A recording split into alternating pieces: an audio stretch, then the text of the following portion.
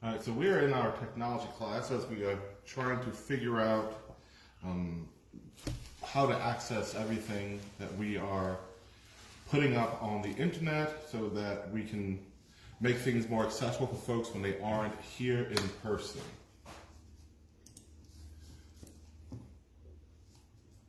The first thing that you want to do is find your web browser. I use Google Chrome, and you open your web browser, and then you go to open a tab, and where you type in the URLs here, www.crossandcrown.org.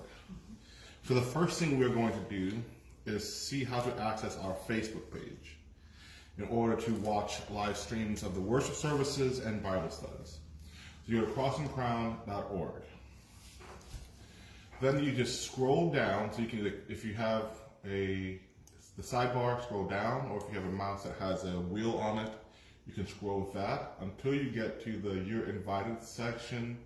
And these four icons are our social media and email ability. So if you want to get to our Facebook page, this is the easiest way to do it. You can go to Facebook and search up Cross and Crown, and you can find it that way. But if you just go to the church's website and you see that the little Facebook icon. Yeah, so you see that on the page too, the Facebook icon, the arrow points on it.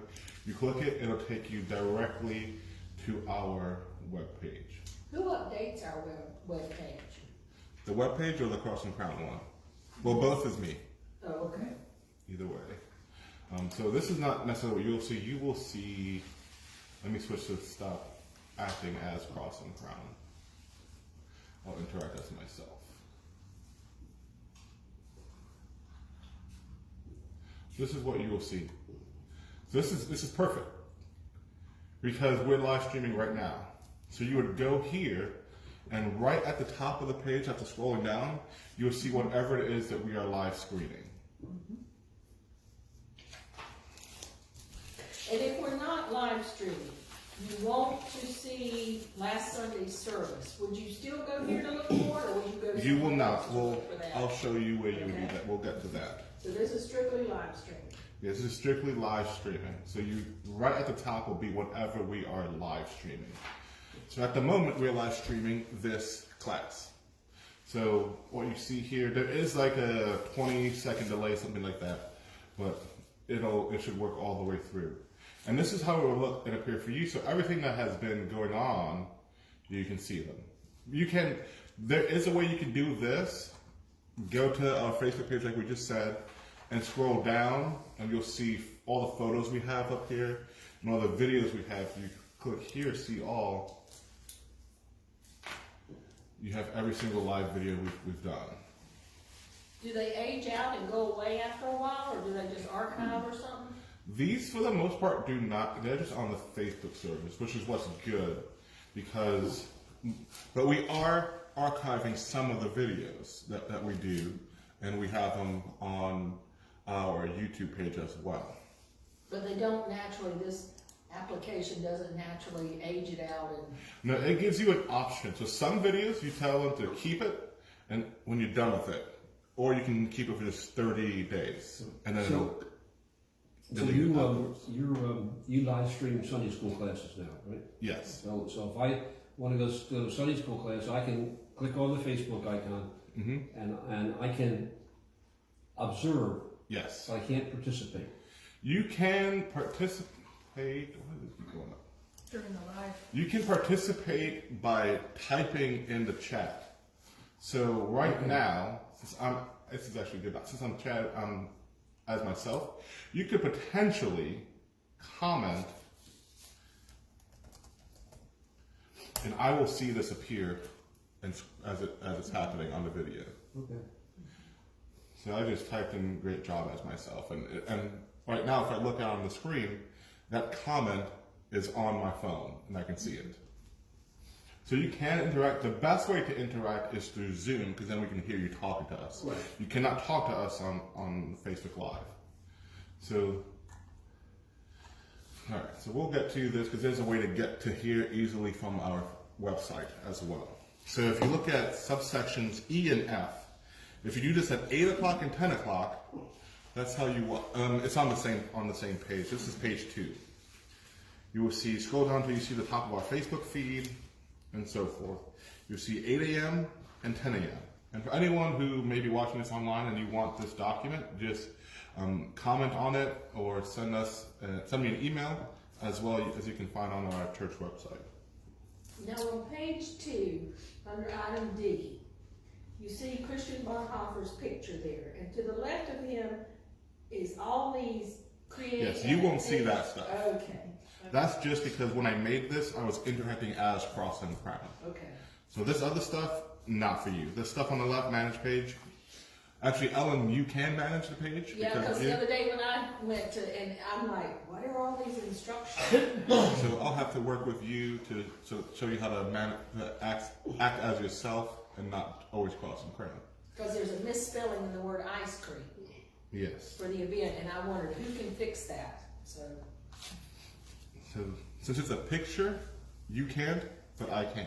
okay. And so if you do this at 8 o'clock and 10 o'clock in the morning on Sundays, you'll get the live stream. If I'm not here, then most of the time I'm only able to get someone to do the second service. So for example, this Sunday we won't be live streaming the 8 o'clock service.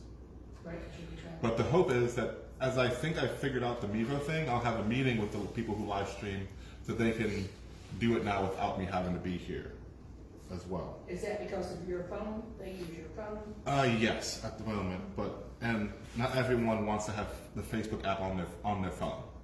And so with the Mevo, you don't have to have the Facebook app on your phone, so we bypass that. And so at 9 o'clock in the morning, that one Sunday, you can observe or type and comment here for the adult Sunday school. On Tuesdays, I'm going to start live streaming as well. We did that today for the first time. So at Tuesdays at 10:30, you can also observe our Tuesday Bible study. All right, so that's how you get to our Facebook page. And this should work so that if you don't even have a Facebook account, that's okay because we are a public page, which means you can access our account, our information, our page without needing a Facebook account. So let me go back now. The next thing we're going to look at is subsection number 2, which is on page 3, how to access previous worship services. So again, you go to our church website, crossandcrown.org, which is spelled correct here, and you see this section that says recorded services. You click on that, and that will take you to this section of our website. That's where that picture is. You scroll down, there's information here. So if you would like to watch previous worship services, please click on the picture below. The pictures are linked to our Facebook live stream section where you'll be able to watch every service we have ever live streamed that we have told them to archive. So as soon as you click on this picture, we get to click on the picture, it'll take you directly to that same page we were just at. All past live videos, all of them. And what's pretty amazing about this too is that, I forgot to put this on there, but if you click on one of them, oh no, I don't want to interact with myself like that. Let me do this, give me a second. If you click on them,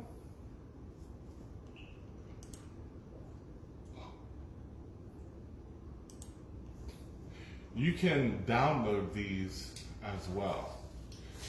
So if you click on this 3 dots over here in the corner, you can download the videos too for yourself if you wanted to watch them while you were offline or something. So it's just another way to get to things. So does that make sense? So this is still, again, right from the church website. We've made a lot of things accessible just straight from our website. So subsection 3 now. How to read Pastor Stephen's sermon transcript. So if you're not here, and maybe I'm not clear while I'm talking, or I'm talking too fast for you in the thing, you can go to our church website. Again, I'll go to the home page. So this is what you'll see every time you come to the church website. These things are always at the top. So you click on sermons and Pastor Stephen's sermons. These are all sermon transcripts. I'm much better at keeping up with these now. So these are all, if you go on the right side, my past 1, 2, 3, 4, 5, 6, 7, 8, 9, 10, 11. My past 11 sermons in the previous Sundays. And so what you would do then is click on any of the sermons you want to listen to see.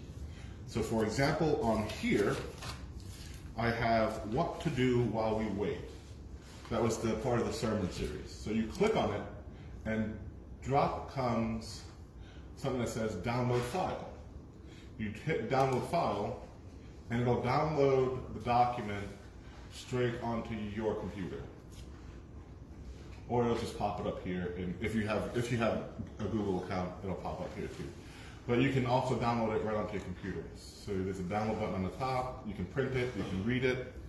It's all right there. Any sermon you'd want to read that is on here. I don't have every single one of them up. I'm working on getting more and more up there, but that's as simple as it can be. Journeying forward. You want to learn about what we talked about this past Sunday, the power of rest. Download file. Takes you right to a Word document of it, of the sermon. Now, I will say there will be some differences between this transcript and what I preach, because I do add things or decide in the middle of something that's not as pertinent, but for the most part, will be about 90% accurate to what happened on Sunday, what was spoken. And so I think there are, so that was 11, so 22, 23, 4, 5, 6. There's about 35 on here, somewhere there. This was the Palm Sunday one. View from the Lord. I got it there twice. I'll have to remove one of them. But, so there they are. Very simple, very easy to get to. The next thing that we will go over, so we'll go back to crossandcrown.org. If there was an event and you want us to see what it was like, or if you want to show some of your friends what our events are like and give them a glimpse into the church by way of our pictures, you go to our church website, crossandcrown.org, and you scroll down again. You can drag the bar on the side, or if you have a mouse that has one of the wheels on it in the middle, you can scroll down with that. These two dots next to each other is the Flickr icon. Flickr is where we stash our photos online. And so you click on that, and if you look at that's number 4 subsection, there's that arrow to it, and it's written there. This will take you to our full archive.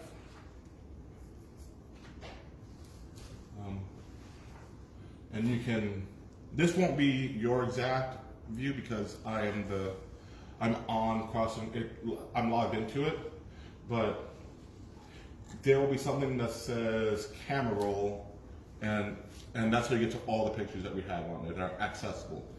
We can, when we have events that we don't want everyone to see, we can personally go in and limit who can see each picture, depending on what's on it. So if there's pictures of kids that aren't supposed to be up there, we can take them down and stuff like that and limit them. Now, if you wanted to, if you know a particular event that you want to see though, we have this You're Invited tab. And this will cover things like events that we're having and what's going on in the church. And so we have a thing here called past events, and that's on your page. I think it is page 7. Page 7? Yep. So subsection 4 and then B under subsection 4. Clicking on past events, it'll take you to this screen right here. And how do these pictures get here? I upload them. Okay. So for the pictures to be accessible here, I could either have this page have like the 10 pictures from Valentine's Day game night on it, but that just makes it very long. You have to scroll through a bunch of pictures. This way, with the Flickr account, what happens is under each one of these pictures, just like the recorded sermons one, is a link. It's a hyperlink to somewhere else. So if you wanted to look at, okay, what did we eat at the Shrove Tuesday event? You go to the Shrove Tuesday, click on it, and this will take you directly to the album for that. So every single picture that was involved there, you can see the event. And this was right before we closed down because of COVID. But in terms of food, you can see some of the food that we had on this end, and we had the waffles and stuff over here that were really good. And so those individual events you can look at, those everything's sorted by album. I don't think I have every album up here yet, but I have 2, 4, 6 of them up here so far. So if you wanted to look at the trunk or treat from last year, maybe we wanted some ideas of what happened. Well, all the pictures are here. And if you wanted yourself, looking at the pictures, if you're looking for a picture of yourself or something you wanted to remember, you can download the pictures onto your computer or whatever your device and print them at home. The individual pictures.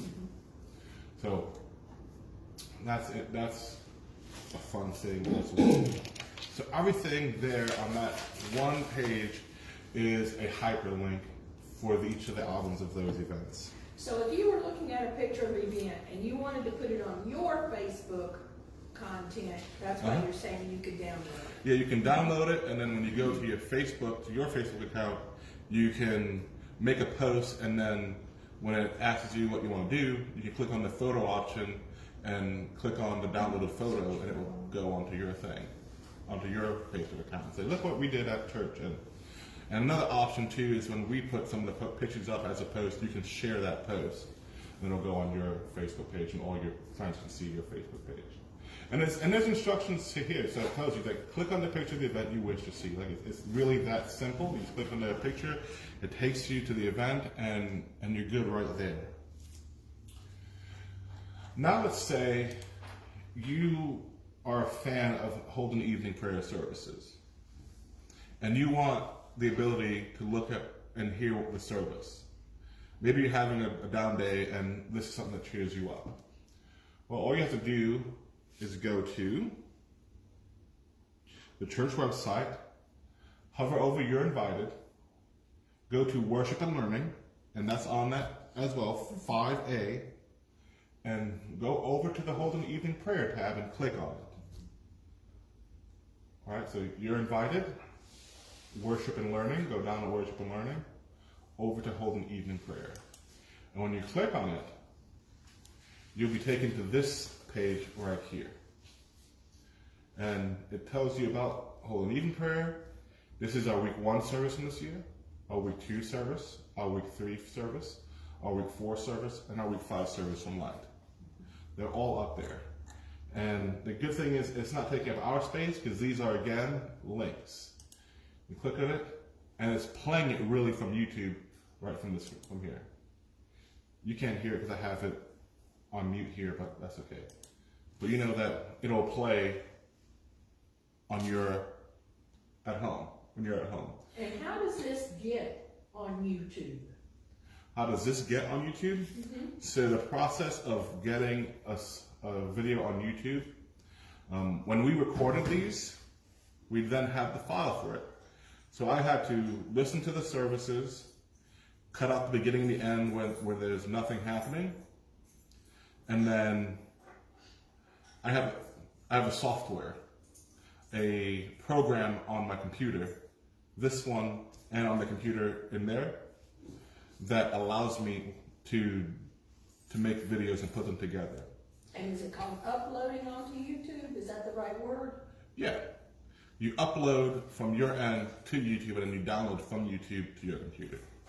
So I would upload these videos onto YouTube so that they're no longer taking space on our computer, they're taking space on YouTube. So we have a Facebook page and we have a YouTube page? Yes. Remember, you used to watch when we were in the pandemic, where everything was shut down. Oh, that's right. You and Michael used to watch them on YouTube because we uploaded them on YouTube and on Facebook. So here, this is specifically only for Holy Evening Prayer services. Now, these are also on our YouTube page too, but this is how to make it simple and easy for folks to get it. Can you print out the words from this too? I don't have the word. We can. That'd be a good idea. I can't make that possible because of copyright. Oh, okay. But we have them here if you want to borrow them that you can take home with you. Yeah, I did print them out. Because we did give them out to people who wanted them last year. So then, if you want to look at our YouTube page though, to see what videos we have up there, for instance, what you would do then is go again, crossandcrown.org. If you're already in the website, all you have to do is hit the home page here. That takes you back to the screen right here. Now we also have up for everyone the sermon, this whole service from the previous Sunday, the second service. Is always up the next day on Monday. This week they'll probably up on Tuesday when I get back. But so scrolling down, you get back to the social media icons. The YouTube one is easier to figure out because it says YouTube on it for the icon. And that'll take you directly to our Facebook YouTube page. On our YouTube page, one of the things you can do is become a subscriber. When you subscribe to a YouTube channel, whenever we add something, you will be notified of it via email or on your YouTube page, and it'll pop up if you watch it. Like, I do a lot of my music watching and my sermons that I watch and the podcasts that I listen to on YouTube. So whenever someone that I watch posts to upload something, I get a notification on my phone to check it out. So this is, if you were to scroll through this is all of our videos uploaded, most of them, but the videos, you'll see every single video we have. But that's kind of convoluted, right? So what we do is we create playlists. So you go to our YouTube page, and if the reason you're on our YouTube page is you want to listen to my sermon again, you don't want to read it, well, you click on playlists, like we just did. So when you get here, you'll see all these videos, but you want to go to playlists and then click on sermons. So as you can see, I have my 19 previous sermons are on here. So that goes back to March. And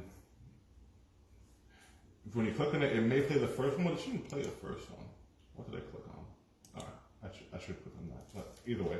And then there's a whole playlist of other sermons you can click on down here. I'll have to check and see why that's there, but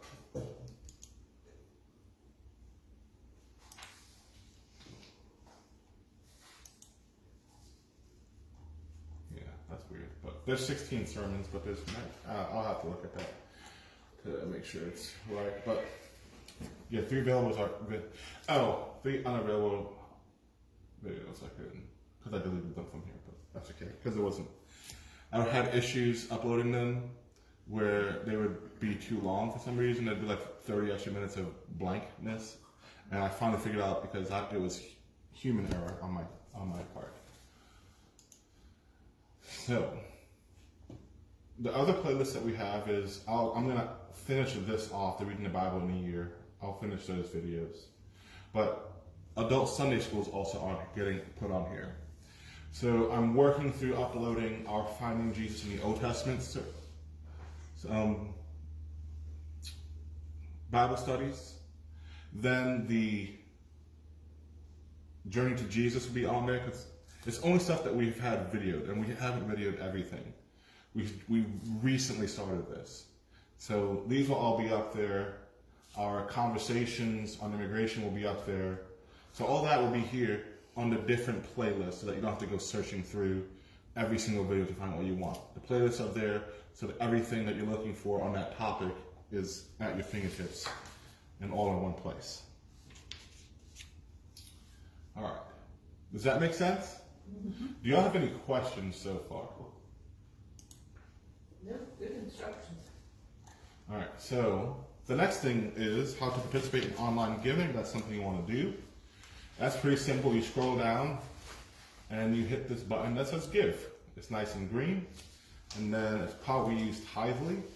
And you put how much you want to give, if you want to make it a recurring giving, if you want to give through your card or your bank account. We recommend giving through your bank account.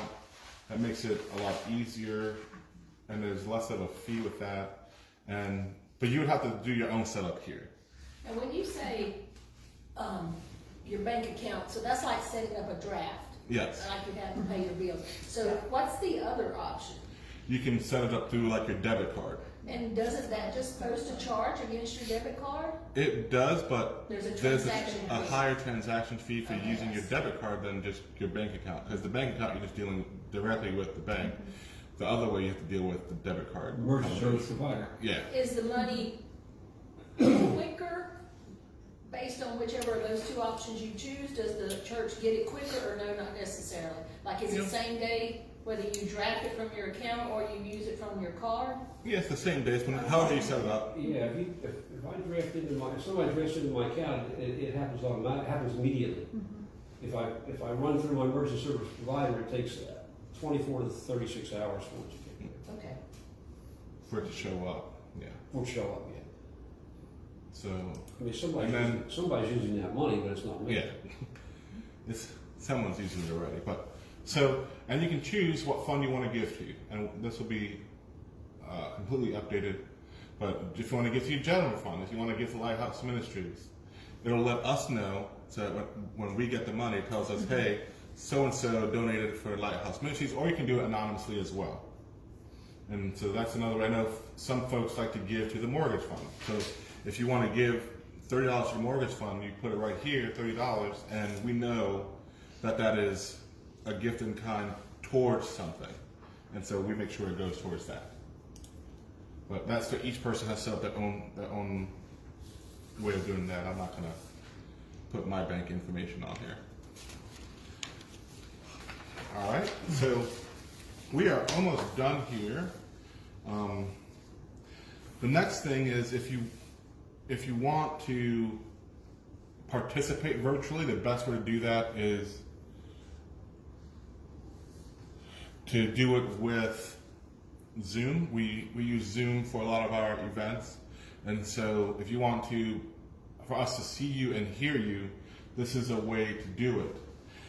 What you would have to do is go to zoom.com. It's zoom.us, but if you do zoom.com, it knows what you're asking for. And you go to right up in the corner, sign up, it's free. Click on that. And then you have to fill out the information that it's looking for. And it doesn't ask you for a bank card or anything? No. No, unless you want to get Enhanced an subscription? enhanced subscription, Yeah. you don't need to because it goes off of who's running the meeting. So since Cross and Crown is running the meeting, we have an unlimited time for the meeting to be. But if you have a free account, you only can get 45 minutes out of each meeting. So if you wanted to use it to talk with friends in other parts of the world or whatever, you could get a free Zoom account and they could get a free Zoom account? You can. I would, for the purposes of just talking with people, Zoom is not necessarily the best way because like I said, you have a 45-minute window only unless you pay for a subscription. Skype is free and there is no time limit with Skype. So but yes, you could do Zoom too. It's not too expensive to get the unlimited access, or you just have to set up multiple scheduled Zoom meetings and go from one Zoom meeting to If the you next. took longer than 45 minutes. Longer than 45 minutes, correct. Who can talk for 45 minutes? I don't know about that. And if this is something you would like to do, you have to let me know. So either email me at pastorsteven89@gmail.com, call the church office at 843 669-2355, and let me know so that I can send you the invitation. You can only participate in Zoom if you have the invitation, or if you're a hacker and you can figure out what our Zoom meeting number is. But that's like we're not worried about that. So if you want to participate in the Bible studies, you have to let me know as well, so that we can send you the links to participate. And that will all be done via an email that gets sent to you. And all you have to do is, when the time comes, click on the link that's in the email, and then I have to let you into the meeting. The next thing is, if you're unsure of what's happening at the church and you want to know what's happening, you go to the church website. Again, everything goes back to the church website. You go to You're Invited, because you're all invited to all your events. Click on Calendar and scroll down, and you have the calendar right down here with all the events that are happening at the church. Do you keep this updated? Yes, through the Cross and Crown website. Through the Cross and Crown Gmail.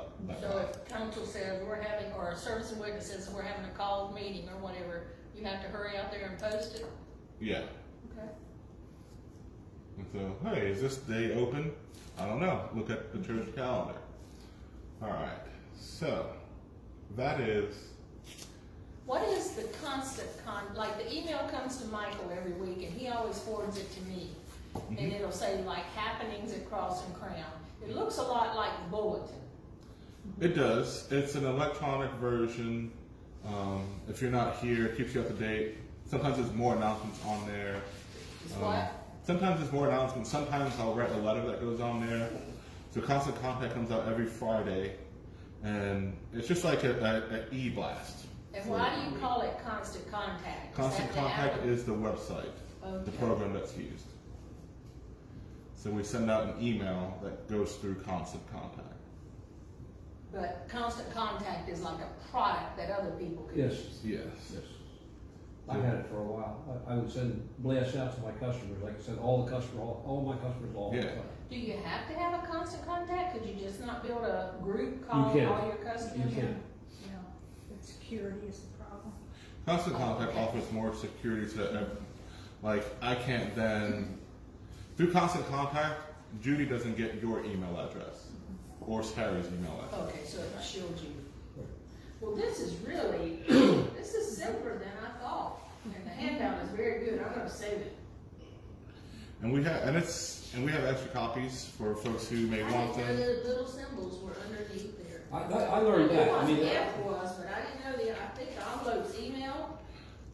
Is that an envelope? Yes, that's the email. So if you wanted to contact the I church, had no idea. that would email directly Cross and Crown. Cool beans. and we use Google here, Yeah. so it's a Gmail. Yes. So the things that are out there right now, like the community trash cleanup, that has come and gone. Will you take that off of there? Yes, they are. This was made before that event. But I mean, like the thing tomorrow night, I was looking at it yesterday, I think I might have been on Facebook or something that bounced up. And it'll say to me, something about I can boost it, but I think they want some money. That's because you're an admin. And is it asking me to give them some money? Yeah. So, And what does it mean if I boost it? well, that just means that you're paying to make that into an advertisement. And where will it go when I do that? You tell them where you want it. So, for example, for when we have an event, if we boost it, we'll tell it we want it to go to people this age group to this age group in this area. How many miles outside of Florence will it give up to? So it's very targeted.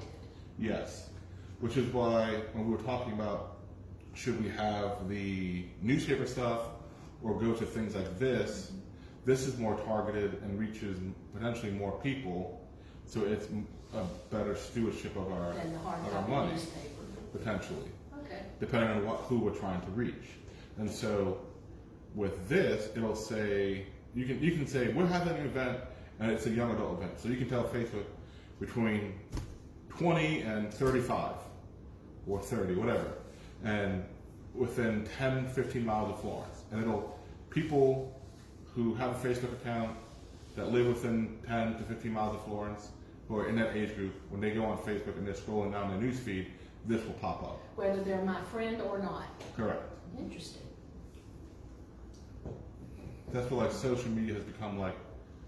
any other news organization now. You can get your like a TV ad spot. So like you saw on Flickr, when I was on Flickr and I was going back and forth, a picture of a lady doing a yoga pose popped up because we don't have a special subscription there. So that was an advertisement that someone uses on Flickr to get people to know about what they're doing and what their program is.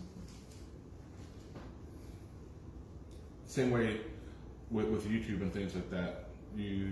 There's advertisements that pop up. Is Constant Contact an application or a program? It's more of a it's a service. How about Flickr? Is it more a Flickr's service or a program or It's a social media platform. See, these are the things that I get confused. Like, is it an app? Is it a program? Is it a service? Is it a platform? Yeah. All of those different. So things that people like you use can those terms. things that you can upload to and find people on. We would just call that a social media platform. Things that and so. But something you there's- have to put on but your there's a phone lot of them, right? in order to use. Is an Let's say, like application. if you want to order pizza from Little Caesars, you got to put the app on your phone. Yes, or you can just go through the internet on your phone and do it, but it's easier and faster to do it with the application. Yeah, it's saves your back requests and Yeah. everything and Usually, information. what I have found is with the apps, you put it on one time and it's there. And in many cases it's free, like Little Caesars, I'm sure it's a free app. But they data mine and share your data, right? That's- Yes. Right, but- because but I know these Michael's other things- very hesitant about loading apps because they tell you in the fine print they share. But these other things, like Constant Contact is a subscription, you've got to pay continuously for that. To the use app their doesn't cost service. anything. Mhm. The Constant Contact, you've got to pay a periodic subscription. Where the app is one time and done. It's in your phone forever. Can you take an app off? Yes. Yes, you can delete an app, or it would be called uninstalling. You install the app. It's fine to install, you can wipe it off the screen. It's fine. Sometimes when you try to like I've subscribed to stuff, if I see things I like, I'll hit subscribe, and then they start overwhelming you. And then when you try to unsubscribe, it's very difficult. Well, Some yeah. of them are very simple, and some of them you have to really And a drill lot of them down. will just